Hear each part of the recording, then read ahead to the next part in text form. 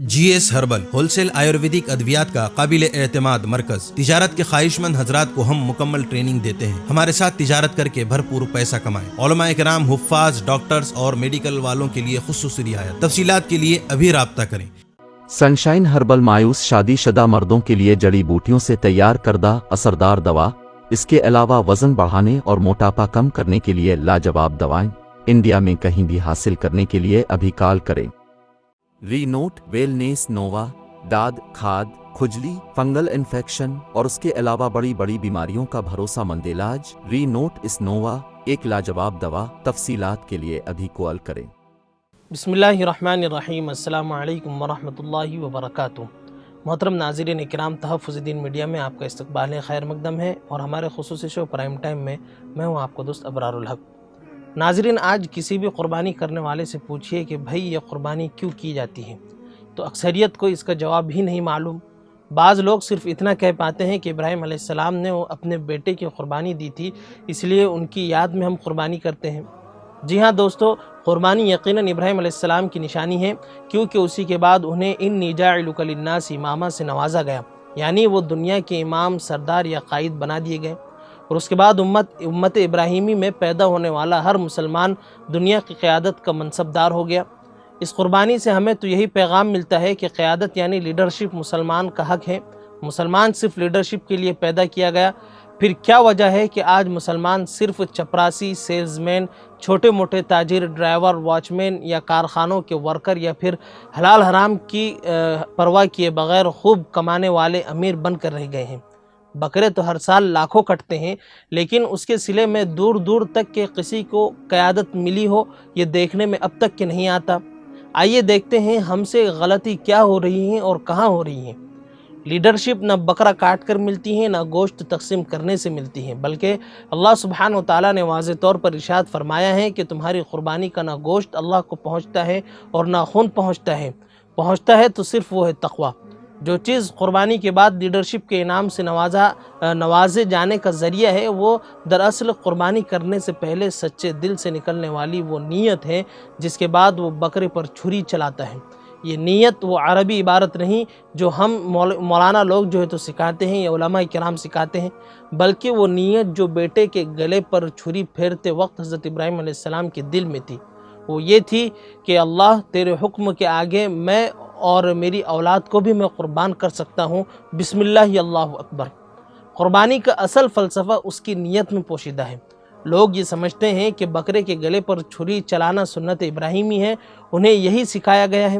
اگر نیت یاد نہیں ہے تو کاغذ دیکھ کر یا سن کر الفاظ دہرا لیتے ہیں، چونکہ ان کے ذہنوں میں یہی بیٹھا ہوا ہے، بلکہ بٹھا دیا گیا ہے کہ جانور کے خون کے پہلا قطرہ زمین پر گرنے سے پہلے اللہ سبحانہ و تعالیٰ قربانی کو قبول فرما لیتا ہے اور سارے گناہ معاف کر دیے جاتے ہیں۔ اس لیے لوگ فخر سے کہتے ہیں کہ ہم نے 4 بکرے ذبح کیے اور ہم نے 5 ذبح کیے۔ ناظرین، کیا یہی قربانی ہے؟ کیا یہی سنت ابراہیمی ہے؟ یاد رہے کہ اسلام اور دوسرے تمام مذاہب کی عبادتوں اور عیدوں میں فرق صرف یہ ہے کہ اسلام کی کوئی عبادت بغیر کسی مقصد کے نہیں ہے۔ ہر عبادت کے پیچھے ایک نہ ایک مقصد، لاجک اور انسانیت کے لیے کوئی نہ کوئی فائدہ اور پیغام اس میں ضرور پوشیدہ ہے۔ اب دوسرے مذاہب کے تہواروں کو دیکھیے، بے مقصد اور بے فائدہ لاکھوں بلکہ کروڑوں روپے برباد کیے جاتے ہیں، جس سے نہ خود انہیں کوئی فائدہ پہنچتا ہے اور نہ قوم کو۔ بلکہ کچھ تہوار تو ایسے بھی ہیں جن میں انسانوں کی جان بھی جاتی ہے۔ ناظرین، اب سوال یہ پیدا ہوتا ہے کہ بکروں کو کاٹنے اور گوشت بھون کر کھانے کا بھلا کس کو فائدہ پہنچتا ہے، سوائے اس کے کہ 2-3 وقت کچھ لوگوں کا پیٹ بھر جاتا ہے۔ یہ فائدہ کوئی ایسا بھی بڑا فائدہ نہیں ہے جس کے لیے اتنے بکھیڑے مول لیے جائیں، اور نہ اس میں بظاہر کوئی ایسی چیز ہے جس کے فضائل میں اتنی آیتیں اور حدیثیں پیش کی جاتی ہیں۔ یہ دیکھ کر تو واقعی لگتا ہے کہ یہ خود ساختہ دانشور اور منکرین حدیث شاید غلط نہیں کہہ رہے ہیں کہ قربانی کے بجائے یہی پیسہ تعلیم یا فلاحی کاموں پر لگا دیا جائے تو کہیں زیادہ فائدہ ہو سکتا ہے۔ ناظرین، جب تک لوگ قربانی کی نیت کیا ہے اس کو نہیں سمجھیں گے، اسی طرح لاکھوں جانور ہلاک ہوتے رہیں گے۔ آئیے جانتے ہیں کہ نیت کیا ہے جس میں ایک انقلاب چھپا ہے۔ نیت وہ نہیں جو زبان سے آپ پڑھ رہے ہیں، بلکہ نیت یہ ہے کہ کسی کام کے کرتے وقت جو ارادہ یا سچا عزم یا مقصد دل اور دماغ میں چلتا رہتا ہے اس کو نیت کہتے ہیں۔ اسی لیے نبی کریم صلی اللہ علیہ وسلم کا فرمان ہے کہ ہر عمل کا دار و مدار اس کے نیت پر ہے، جس کے دل میں اس دنیا کی قیادت کو ہاتھ میں لینے اور کفر کو نیست و نابود کرنے کا پکا عزم ہو، اس کو قیادت مل کر رہے گی۔ لیکن اس کے لیے ابراہیم علیہ السلام کی طرح کئی اور قربانیوں سے بھی گزرنا ہوگا۔ کہیں قانون اور حکومت سے ٹکراؤ ہوگا تو کہیں خاندان سے، کہیں بیوی بچوں کو چھوڑ کر اللہ پر توکل کر کے ہجرت کرنی پڑے گی، تو کئی صحراؤں میں بھٹکنا ہوگا۔ جن کے دلوں میں امت کو کھڑا کرنے کا جذبہ ہے، نہ شعور دلوں میں پولیس کا خوف، بچوں کے مستقبل کا خوف، دامادوں کی زیادہ سے زیادہ مال دے کر خریدنے کی ہوس اور خود اپنی جان و مال کا خوف ہے، ایسے لوگوں کی طرف سے جو قربانی دی جاتی ہے اس کا صلہ صرف وہی گوشت ہیں جو وہ کھاتے بھی ہیں اور بانٹتے بھی ہیں۔ حضرت ابراہیم علیہ السلام کو یہ امامت صرف ایک بیٹے کی قربانی کے بعد نہیں مل گئی، یہ قربانی تو آخری امتحان تھا۔ جانور کے گلے پر چھری چلاتے وقت تمام امتحانات بھی ذہن میں ہونے لازمی ہیں، جن سے گزر کر ابراہیم علیہ السلام بیٹے کی قربانی تک پہنچے۔ چھری چلاتے ہوئے بندے کی نیت یہی ہو کہ میں بھی ان تمام قربانیوں سے پیچھے نہیں ہٹوں گا۔ دوستو، سب سے پہلا امتحان حلال کمائی کا ہوتا ہے۔ جب ابراہیم علیہ السلام نے دیکھا کہ ان کے والد کی کمائی حلال نہیں ہے، وہ بت بنا کر بیچتے ہیں، آپ نے والد کا گھر چھوڑ دیا۔ بندہ چھری پھیرتے وقت پہلے ایک لمحہ یہ سوچ لے کہ کیا اس کی کمائی حلال کی ہے۔ کسی سے پوچھنے کی اور معلوم کرنے کی ضرورت نہیں ہے۔ رسول اللہ صلی اللہ علیہ وسلم نے حکم دیا ہے کہ استفتی بقلبک، یعنی کہ اپنے دل سے پوچھو، اپنے ضمیر کی آواز کو سنو۔ دوسرا امتحان محلہ اور شہر چھوڑنا ہے۔ جب ابراہیم علیہ السلام نے ہر طرح سے کوشش کی کہ لوگ ان پتھر کے بتوں یا مورتیوں کو توڑ کر ایک اللہ کی عبادت اختیار کریں، لیکن لوگ نہ مانے، تو آپ نے بتوں کو صرف توڑا ہی نہیں بلکہ عقلی اور منطقی طور پر لوگوں کو ہر طریقے سے سمجھانے کی کوشش کی کہ نہ چاند سورج خدا ہو سکتے ہیں، نہ پتھر اور مٹی کی مورتیاں خدا ہو سکتی ہیں، اور نہ خدا کا تصور ان کے ذریعے کیا جا سکتا ہے۔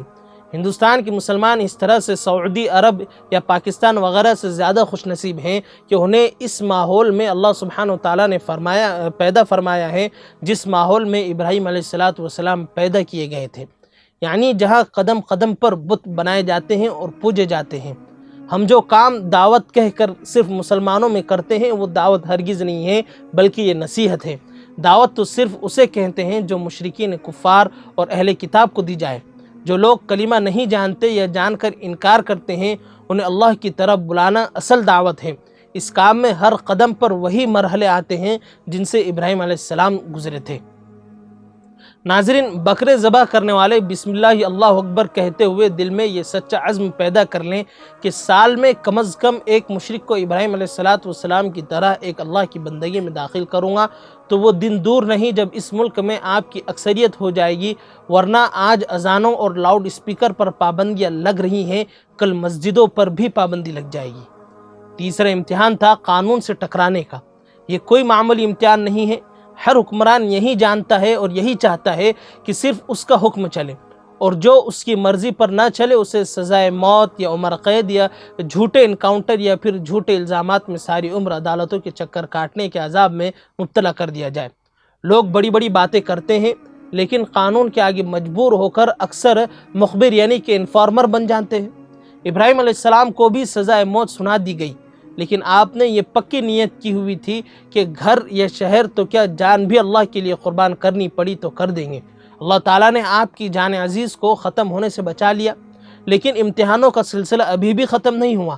اگلا امتحان تھا بیوی اور نوزائیدہ بچوں کو لے کر ملک چھوڑ دینے کا۔ آپ اللہ کے حکم کی تعمیل میں بیوی اور بچوں کو لے کر بے آب و گیا صحرا میں نکل پڑے، اور تقریباً 2500 میل کا فاصلہ طے کرنے کے بعد جس مقام پر پہنچے اسے دنیا آج مکۃ المکرمہ کے نام سے جانتی ہے۔ وہاں پہنچنے کے بعد حکم ہوا ہے کہ بیوی اور بچوں کو چھوڑ کر واپس پلٹو۔ بیوی نے یہ بحث نہیں کی کہ کیا یہ کیسا اسلام ہے کہ آدمی اپنے بیوی اور بچے کو تنہا صحرا میں چھوڑ کر چلا جائے، صرف اتنا پوچھا کہ کیا یہ اللہ کا حکم ہے۔ جواب ہاں میں ملنے پر بیوی نے خدا حافظ کہہ دیا۔ جب بیوی کو شوہر پر اعتماد ہو کہ اس کا شوہر اللہ کے حکم سے ہٹ کر کچھ نہیں کرتا، تو ایسی بیوی شوہر پر ضرور اعتماد کرتی ہے۔ پھر برسوں بعد جب اللہ سبحانہ وتعالیٰ ان کو حکم دیتے ہیں، واپس لوٹ کر آتے ہیں، تو بچہ بڑا اور سمجھدار ہو چکا ہے۔ اس کے بعد وہ آخری امتحان لیا جاتا ہے جس کو ہم قربانی کے نام سے یاد کرتے ہیں۔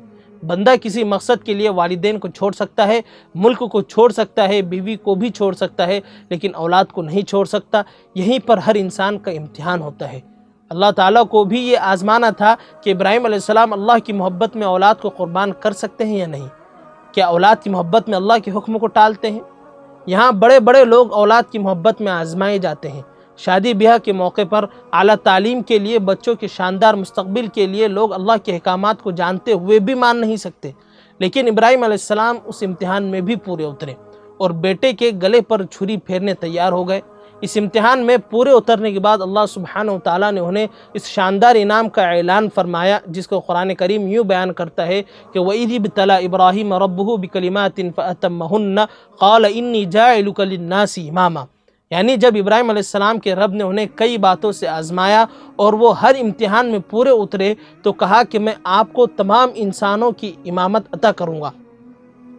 امامت یعنی لیڈرشپ کے ہیں۔ لوگ جو اس لیڈرشپ کے معنی نہیں سمجھتے ہیں، ان کے نزدیک لیڈرشپ کا مطلب یہ ہے کہ پارلیمنٹ یا اسمبلی میں بے جانے والی لیڈرشپ، یا اس میں جو مل جاتی ہے لے جانے والی لیڈرشپ، یہ وہ لیڈرشپ ہیں جو تمام انسانوں کی اخلاقیات، اکنومی، سیاست، امن و انصاف، حقوق العباد کے مکمل نظام کو قائم کرنے والی لیڈرشپ ہیں۔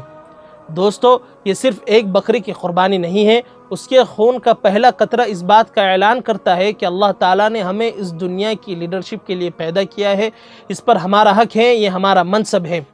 ڈاکٹری، انجینئرنگ، وکالت یا مزدوری وغیرہ تو صرف روٹی کمانے کے ذریعے ہیں، ہمیں ان کے لیے نہیں بلکہ ہم کو اس دنیا کا نظام بدلنے کے لیے پیدا کیا گیا ہے، کیونکہ جب آپ نظام بدلنے کے لیے نہیں اٹھیں گے تو لازمی طور پر کسی اور کو نظام کے تحت آپ کو غلام بن کر رہنا ضروری ہے، جیسے کہ آج ہم ہے ہی۔ اگر آپ مشرکانہ نظام کو ختم نہیں کریں گے تو انہیں جھوٹے خداؤں کی پرستش آپ کے سر پر مسلط ہو کر رہے گی۔ آپ اللہ کی حاکمیت کو قائم کرنے نہیں اٹھیں گے تو غیر اللہ کی محکومیت آپ کی سزا ہو کر رہے گی۔ اس لیے جانور کے گلے پر چھری پھیرتے وقت یہ اچھی طرح سوچ لے کہ آپ ایک جانور کی جان لے کر کیا چاہتے ہیں؟ صرف مزیدار پکوان یا ایک انقلاب؟ اگر انقلاب چاہتے ہیں تو یہ بھنے ہوئے گردے اور کلیجی کی خوشبو کے ذریعے نہیں آئے گا، بلکہ ابراہیم علیہ السلام کی ان قربانیوں اور امتحانوں کو اپنے ذہن میں چھری پھیرتے وقت تازہ کرنے سے آئے گا۔ گویا قربانی کی نیت یہ ہوئی کہ اے اللہ، میں ان تمام قربانیوں کے لیے تیار ہوں جو ابراہیم علیہ السلام نے دی تھی۔ میں تیرے حکم پر چلنے کے لیے اپنی حرام کمائی تو کیا، گھر، بیوی، بچے یا ملک تو کیا، اگر اولاد کو بھی قربان کرنا پڑے تو میں کر دوں گا، اور اگر اولاد کو ایسے ذبح بھی کرنا پڑے تو بھی کر دوں گا۔ بسم اللہ، اللہ اکبر۔